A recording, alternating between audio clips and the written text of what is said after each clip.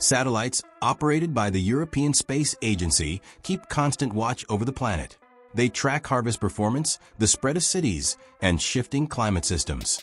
They were never intended to spot the unthinkable. Yet at 6:15 Universal Time coordinated on January 30th, thermal imaging instruments detected an irregular heat pattern that prompted mission control to alert emergency authorities in 3 separate nations. At the same moment, unusual ground temperature surges appeared along several Mediterranean shorelines. The signals were not volcanic. They were not seismic. They pointed to something entirely different. Within hours, the enigma exposed itself dramatically. In Sicily, a 4-kilometer stretch of cliff collapsed into the sea, uncovering subterranean clay layers that were generating heat as they shifted and compressed. The satellite had not merely recorded Nishmi's collapse. It had captured the thermal fingerprint of ancient geological mechanisms reawakening across the Mediterranean basin. When scientists analyzed the thermal readings, they uncovered a pattern that challenges long-standing assumptions about coastal geology. Mediterranean cities are not simply built on fragile terrain. They rest upon interconnected geological frameworks that react to one another across enormous distances. When pressure is released in Sicily, stress transfers toward Spain. When Greek coastlines adjust, Italian foundations respond. Even more troubling, the satellites revealed heat signatures suggesting underground motion beneath 47 Mediterranean coastal cities. Each displayed the same 30-year cyclical activation sequence that preceded Nishmi's collapse. If European satellites can recognize geological instability before cliffs fail, why are identical thermal patterns now appearing beneath some of the region's most densely populated shores? And what unfolds when an interconnected geological network spanning 3 continents reaches a simultaneous breaking point? To grasp the true danger beneath the Mediterranean, we turn to specialists. Dr. Elena Rossi of Italy's National Institute of Geophysics and Volcanology has devoted 12 years to studying coastal instability in the region.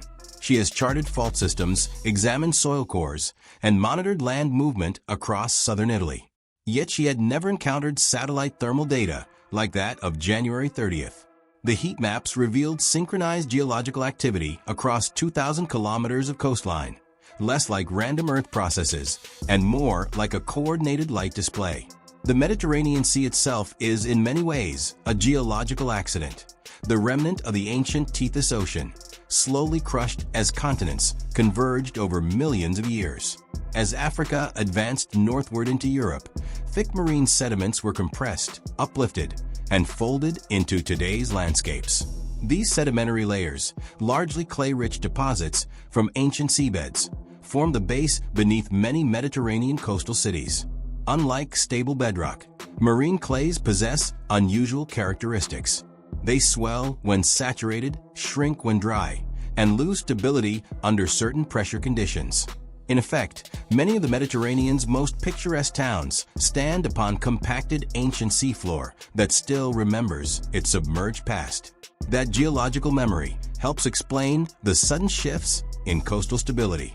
Church archives in Nishmi dating back to 1693 recount a recurring tragedy. Each generation described the same catastrophe: cliffs giving way, homes plunging into the sea, families fleeing collapsing ground. The timing is strikingly consistent.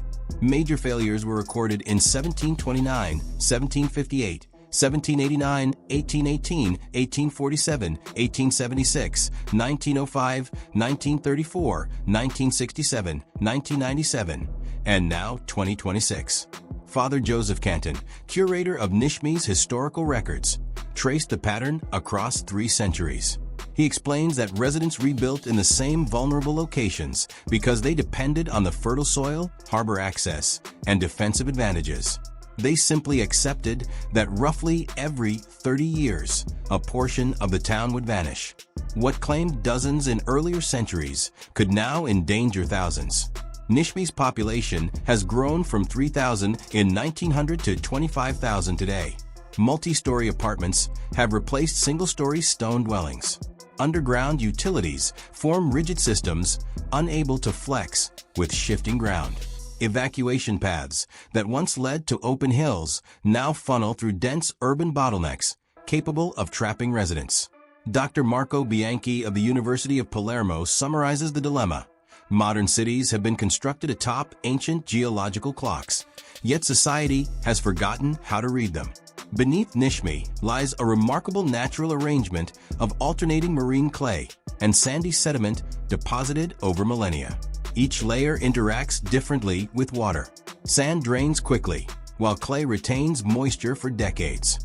This contrast creates a natural timing mechanism as groundwater cycles through the layers at predictable intervals. Hydrogeologist Dr. Alejandro Vidal describes it as a sponge composed of varied materials, some sections absorbing water instantly, others holding it for years. When clay layers eventually reach saturation, they can lose structural integrity within days. Research indicates that Nishmi's clay foundations follow a complex hydrological schedule. Rainwater moves swiftly through upper soils, but slows dramatically upon reaching deeper clay. It takes approximately 25 to 30 years for groundwater to fully saturate the layers supporting the cliff. Once critical saturation occurs, the clay behaves less like solid ground and more like fluid slurry. Structures stable for decades suddenly rest on geological quicksand. The process is measurable, foreseeable, and unstoppable. January's collapse, however, disrupted the expected timeline.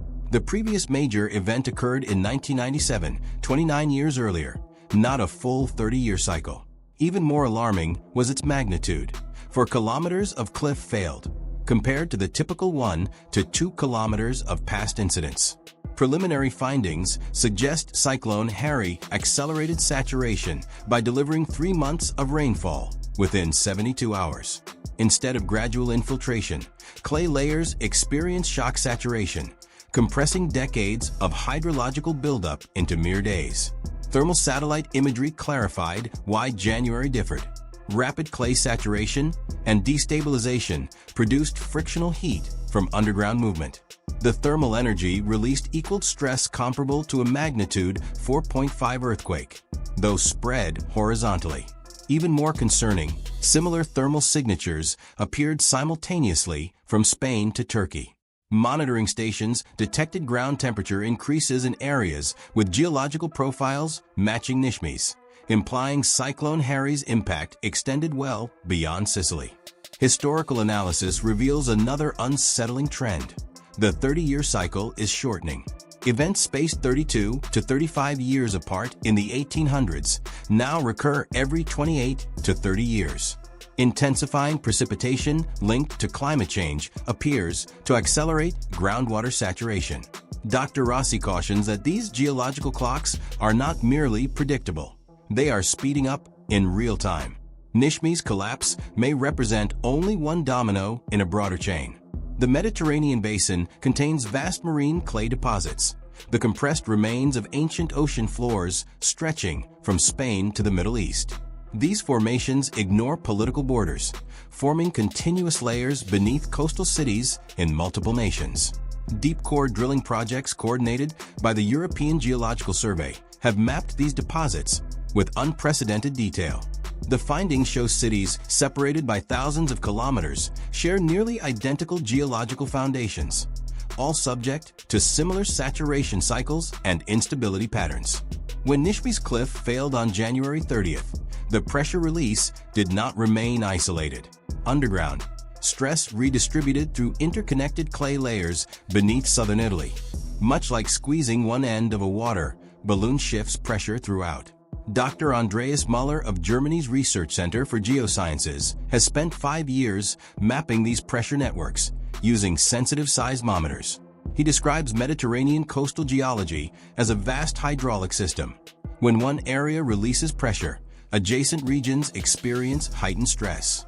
Within 24 hours of Nishmi's collapse, subtle yet measurable ground movement was recorded across the basin. Millimeters of vertical displacement in Spain's Costa Brava, microtremors along the French Riviera, ground tilting on Santorini's caldera rim, and pressure shifts in Antalya's aquifers.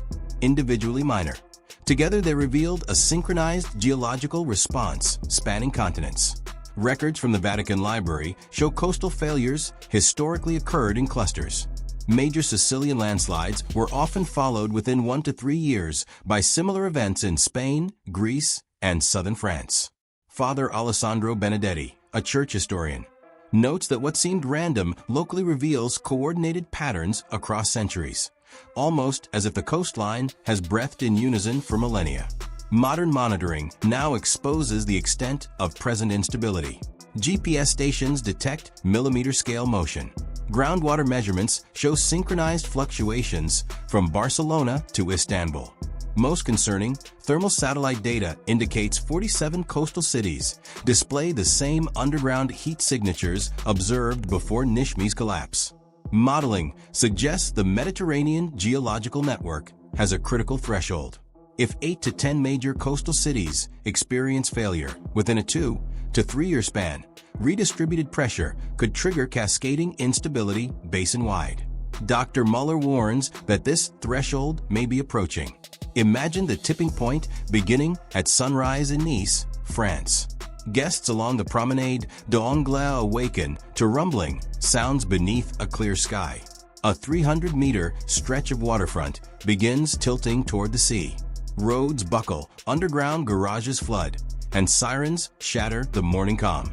Later analysis reveals the trigger: stress redistributed from Nishmi's failure 6 weeks earlier. By mid-morning, Barcelona's monitoring stations detect abnormal ground shifts along the Costa Brava. Thermal patterns mirror Nishmi's exactly. Authorities must decide whether to evacuate cities based on satellite heat data the public scarcely understands, or wait for visible collapse. In Tassa de Mar, evacuation of 12,000 tourists begins as underground systems fail. By evening, instability spreads to the Aegean. Santorini's cliffs show expanding fractures. A day later, Antalya joins the cascade. Its Roman harbor, carved 2,000 years ago, exhibits the same pre-collapse thermal signs. Within 2 weeks, 14 Mediterranean coastal cities face evacuation or emergency monitoring. Tourism, supporting 150 million regional jobs, teeters. Geological models warn that simultaneous instability in 14 cities approaches the basin's critical threshold. Instead of isolated 30-year cycles, synchronized failures could threaten coastlines housing 200 million people.